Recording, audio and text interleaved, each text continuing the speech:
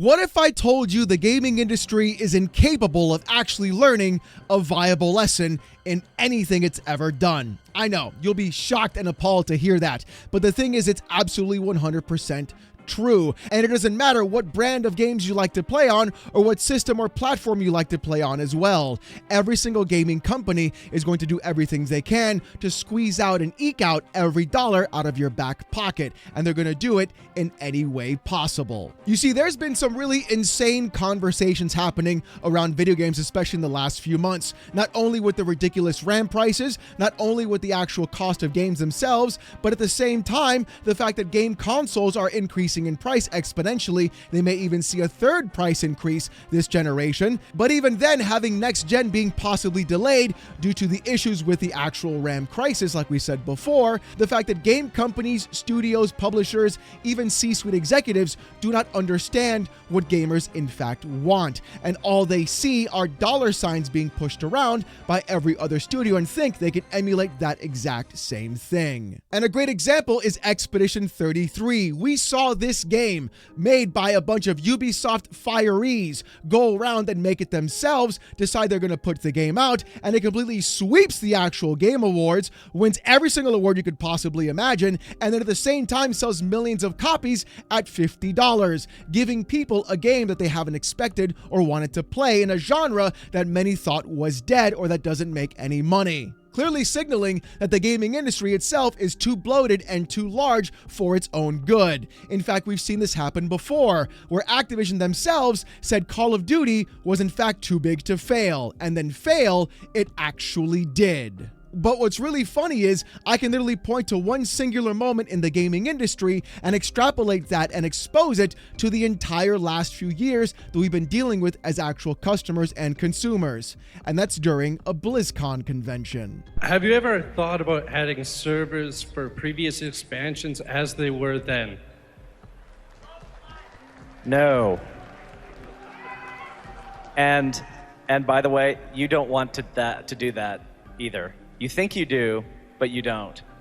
That's right, this is when J. Allen Brack at BlizzCon told an actual paying customer who bought World of Warcraft expansions, who was paying for World of Warcraft itself with a monthly subscription of $15, and telling them, you think you want this thing, you think you're gonna pay for this thing, but in reality, you don't want that. You want the slop that we're gonna give you. And then what happened just a few years later? It turns out that one kid in the hoodie was actually right, and everybody did in fact want classic WoW to make a comeback. Those two examples, Expedition 33 and even so with World of Warcraft Classic, basically proves one thing and one thing only. Everybody in the gaming industry is too busy smelling their own farts to actually give you a good product at a decent price, and also they're doing everything they can to screw you and make things worse. But the crazier part is this all connects back to Xbox and the Activision Blizzard deal. Because after all that money was spent, everything started coming out of the woodwork. A 30% profit margin having to be hit.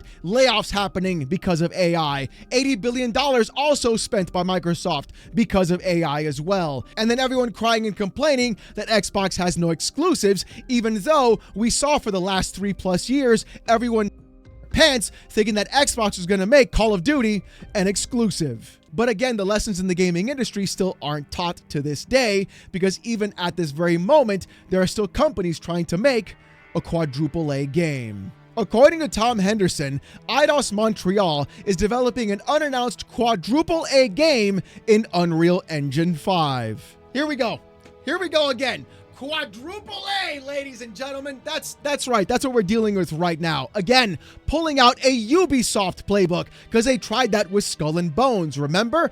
Yes, we're going to make a quadruple A game, spend hundreds of millions of dollars to charge you $80 for a video game, shove it full of microtransactions, and make sure we're going to make all of our money back and even then some, because we put 4 A's in front of the actual box art. Yeah, this is going to work out so wonderfully well, isn't it? Oh, with Unreal Engine 5, basically saying it's going to look like every other Unreal Engine 5 game too, have the stuttering issues, and then you're going to dumb down every single mechanic and make it for the lowest common denominator, basically having it be more of a movie than an actual game.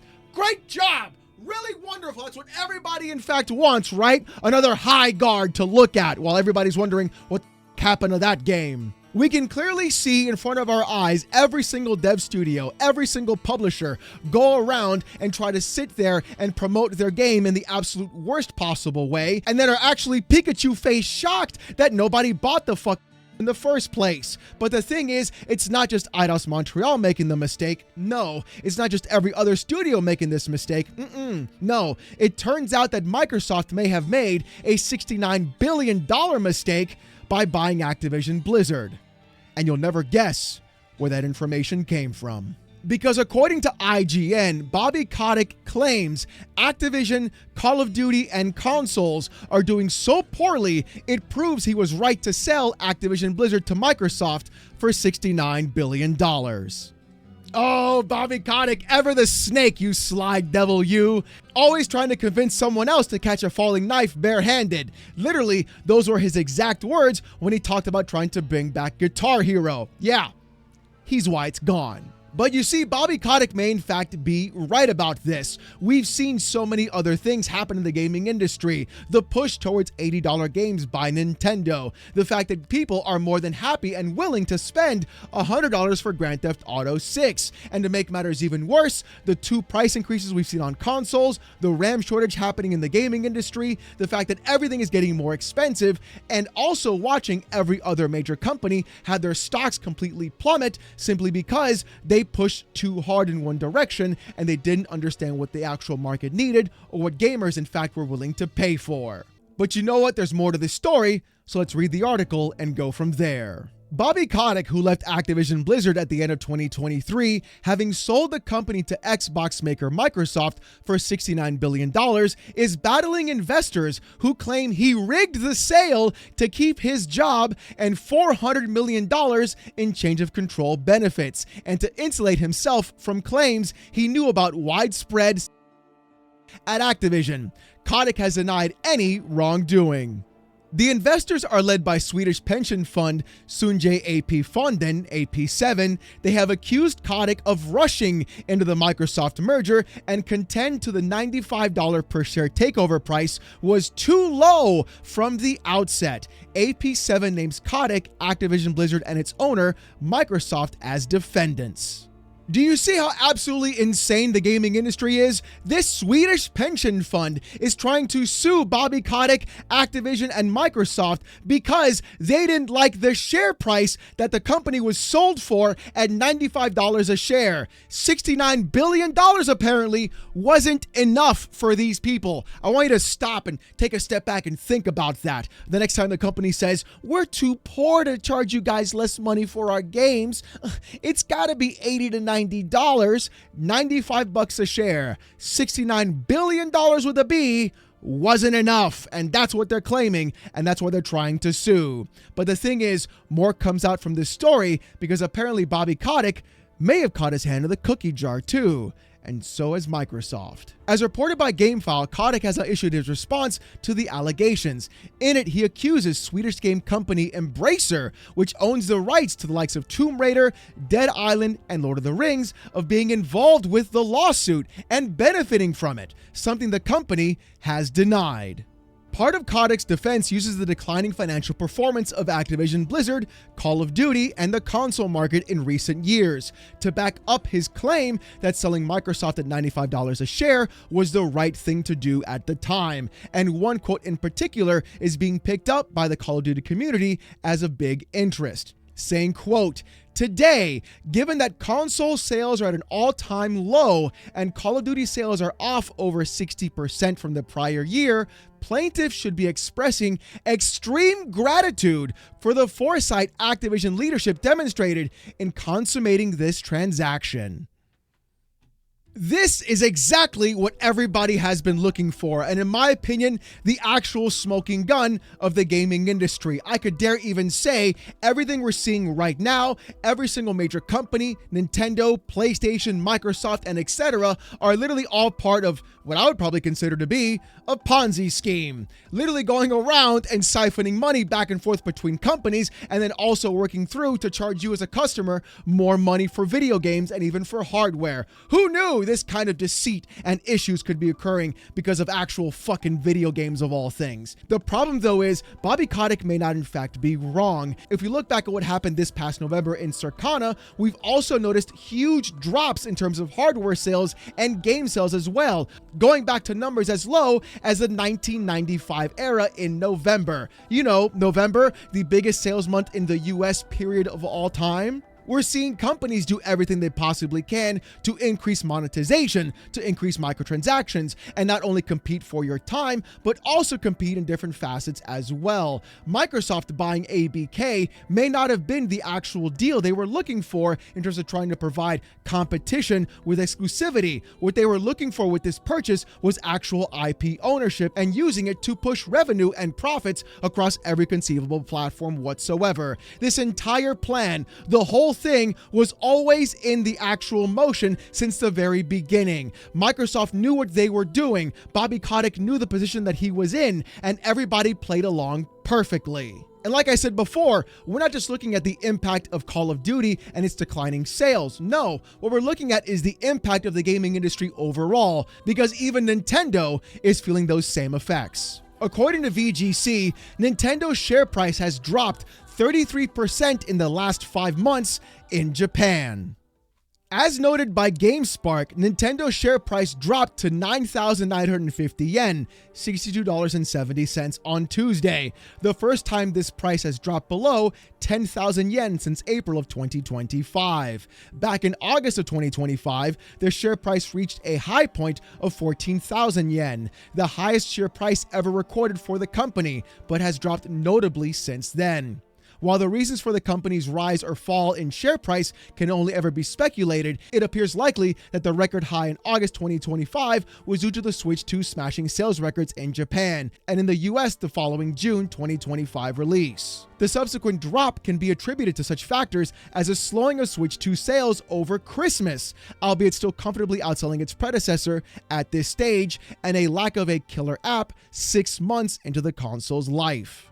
And this is where things are going to get worse before they get better. I've been talking about the video game crash happening again, like we saw previously in the 80s. The thing is though, I think this is going to be a bigger bubble to burst because I feel like companies like Nvidia, AMD, Intel, and so many others who are investing into AI, especially Microsoft, will also have that bubble burst as well. And that's where things are going to get even worse before they get better. We've seen dramatic changes in buyer shopping habits, especially over free-to-play games taking over a massive amount of the actual time space. We've seen a huge shift in player buying habits as well, and also the information by Circana pointing back to November of 2025 as one of the lowest years for hardware and game sales overall. Hell, the next Playground was even outselling the PS5 digital and the Xbox Series consoles when that thing came out, and it's literally a Kinect device for $200. The gaming industry truly is incapable of understanding what people in fact want, and they're trying to push people even further into spreading open their wallets like Goatsy to reach in and pluck out every possible red cent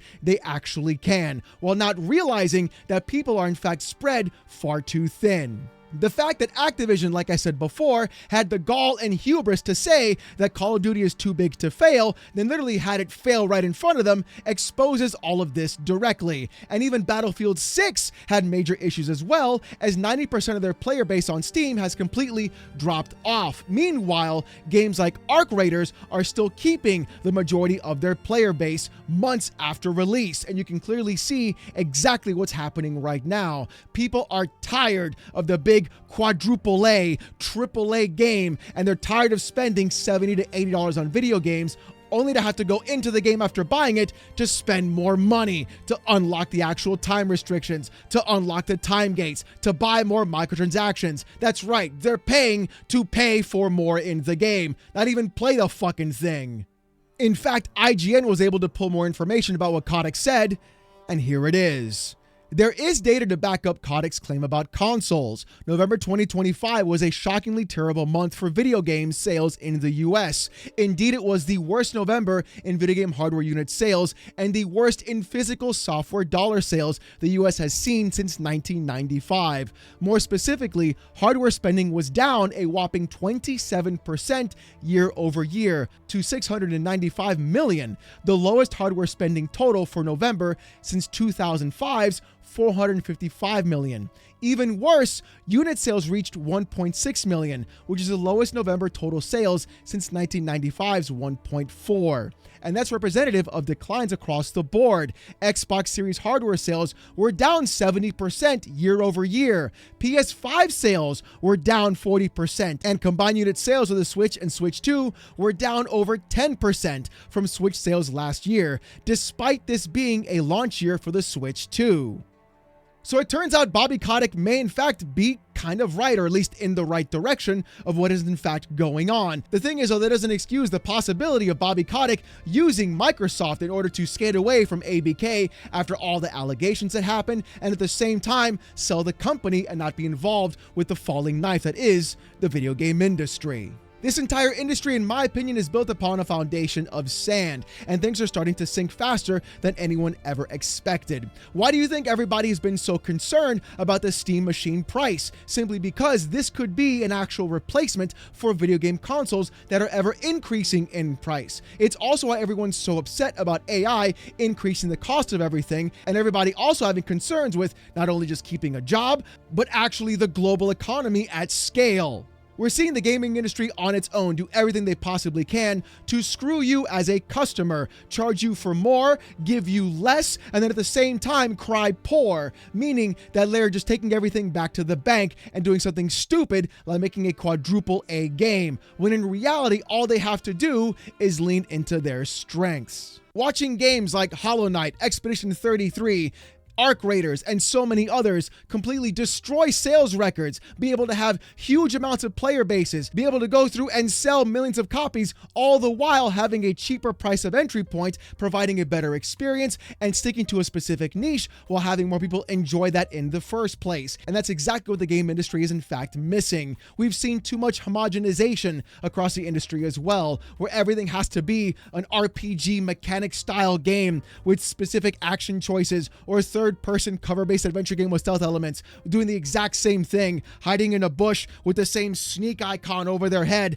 across every single fucking game of when you've actually been alerted the actual bad guys. It's so rote, it's so boring, and everybody hates it. And you can clearly see it happening across even games coming out right now. Games like Marathon that look like a DMT hallucination mess being vomited onto your screen. At the same time, you're seeing it also with Fair Games that has seen nothing in terms of its actual first trailer, which got disliked bomb to hell and back. And then there's High Guard with Jeff Keighley literally furiously masturbating to it while on stage you're expecting something great and you literally get just Overwatch with horses all over again. But the thing is, you can't even fap to the characters because they're not even well designed.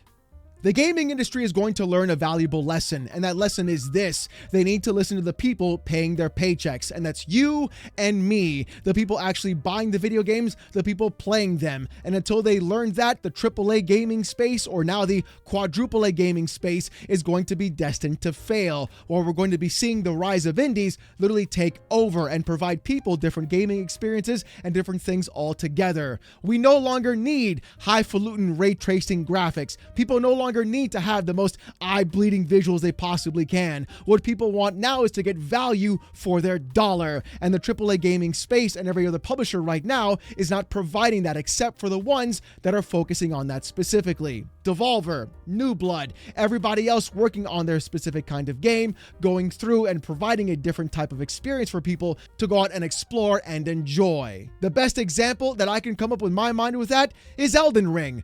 Watching Miyazaki and From Software literally make every single iteration of the Souls genre better and better, not by making it easier, not by making it more accessible, but by providing more people with the actual reason of wanting to play this game, enticing people who never wanted to play it in the first place, giving them the tools and abilities to solve problems, and making the player not only feel smart, but also be able to beat the game as well, all because they solved their problem their own specific way. And that's what games are missing. That's what what game design is missing. That's exactly why the industry is having such a hard time being unable to actually capture anything, and why everything right now feels so boring, bland, and nobody wants to buy it.